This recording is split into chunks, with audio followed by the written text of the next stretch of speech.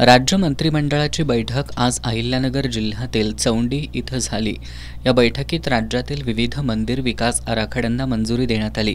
यामध्ये करवीर निवासिनी श्री अंबाबाई मंदिर आणि परिसराच्या 1145.97 कोटीच्या आराखड्याला आणि 259.59 कोटीच्या श्री ज्योतिबा मंदिर आणि परिसर विकास आराखड्याला मंजुरी देण्यात आली।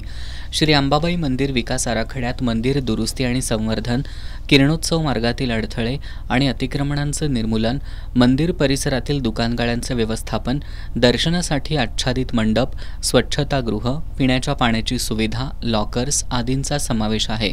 तर ज्योतिबा मंदिर आणि परिसर विकास आराखड्यात श्री क्षेत्र ज्योतिबा आणि यमाई मंदिराचं संवर्धन, पायवाटांचं जतन, कर्पुरेश्वर, चव्हाण आणि मुरलीधर तलावांचं संवर्धन, वाहनतळ, सुविधा केंद्र आदींचा समावेश असून या मंजुरीनंतर कोल्हापूर जिल्ह्यातील पर्यटन आणि विकासाला गती मिळणार असल्याचं पालकमंत्री प्रकाश आंबेडकर यांनी सांगितलं।